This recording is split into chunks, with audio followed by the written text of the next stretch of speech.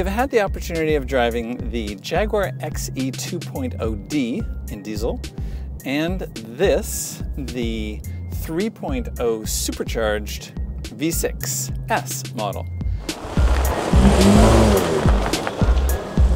Both cars have a lot of get up and go. It's shocking that the 2.0D, the diesel version of this car, is rated at 0 to 100 kilometers an hour in 7.9 seconds because it does not feel like it at all. It feels way quicker because you do have a fair amount of torque.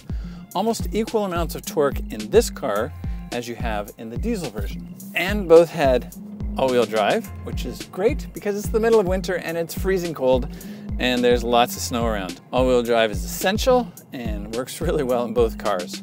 What the diesel lacks compared to this, the supercharged version, is horsepower. It is down significantly from this car. Also, it's a 4-cylinder and it's only a 2-liter, so it's very tiny. But as I said, it almost has the same amount of torque, and that really does give the diesel version of this XE a lot of get up and go. But there's nothing like a supercharged V6, and this 3-liter supercharged V6 is from the F-Type Jag.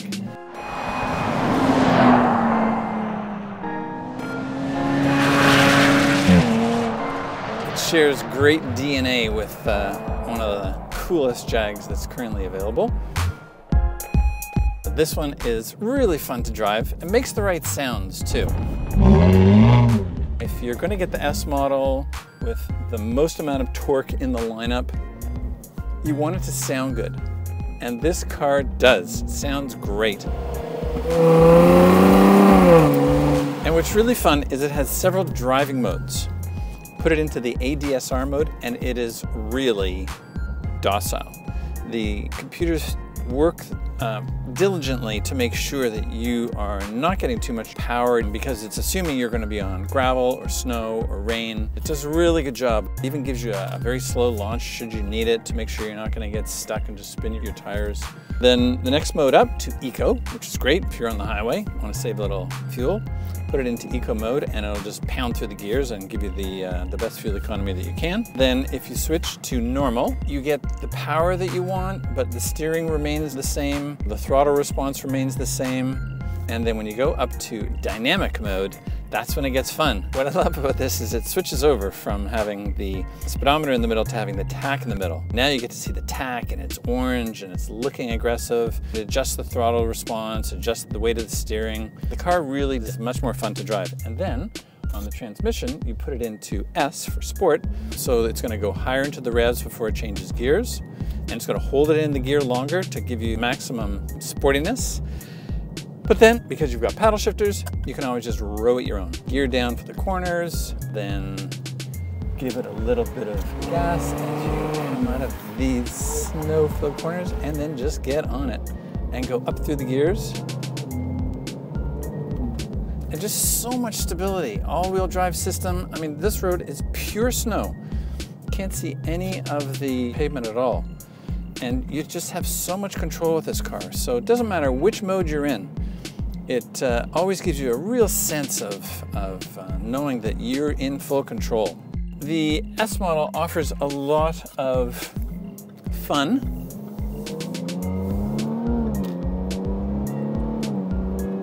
and performance. But the diesel is no slouch. As I said, this car is rated at 0 to 100 kilometers an hour in 5.2 seconds. The diesel is rated at 0 to 100 kilometers per hour in 7.9 seconds. And it does not feel it at all. Because you've got more than 300 pound-feet of torque in the diesel, its acceleration is really strong. I mean, you've got less than 200 horsepower, but you've got more than 300 pound-feet of torque. And the diesel is actually lighter than the V6 Supercharged S model.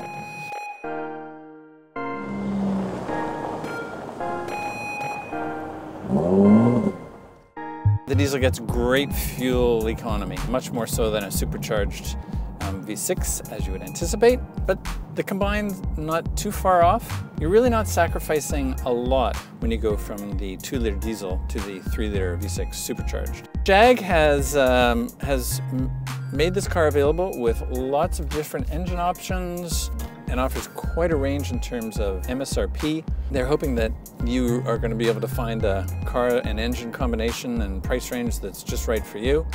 And the car is really fun to drive. Jag has come up with a really high performance car that is beautiful fit and finish, great media interface, absolutely no complaints with it. My only gripe is that it's a little slow at turning on. And interestingly enough, the only way you can turn on your seat heater is through this central screen. And so you start up the car and you have to wait for it to go through its thing, and then you have to hit it to say, yes, you agree, you're not going to be distracted, and then finally you get to turn your seat heaters on. Definitely not the end of the world, but it is a little bit slow at firing up. But once it's up and running, thing of beauty. You can hook up your iPhone or Android phone and use Apple CarPlay and Android Auto. As far as cruise control is concerned, both cars have cruise control. The diesel that we had the adaptive cruise control, and it was extremely refined. We've driven other adaptive cruise control systems that are much more on the brakes, on the gas, and this one was very refined and did a great job of getting us up and down the highways. You can set the distance that you want from the car in front of you. It really did work well. This car happens to not have the adaptive cruise control, but it does work really well. Not a lot of room in the back seat. I'm 6 feet tall and my seat's fairly far back, but right now no one is sitting behind me. I would have to move my seat up. Again, not a huge problem. Yeah, it's just a lot of fun to drive. Beautiful leather seats in both cars. We absolutely thoroughly enjoyed it, and no major complaints. Interesting that on this particular car, it has a manual trunk. And on the diesel that we drove, it had a power trunk. Not sure you really need a power trunk on a car like this. Obviously much more useful when you're driving an SUV, but one of the differences between the two. Anyway, we love the XE, especially in S form with its supercharged V6 and 380 horsepower. The car is lots of fun to drive and sounds good, performs well. Huge sunroof, which is really nice. Thanks for tuning in. Drive safely, and we'll see you soon.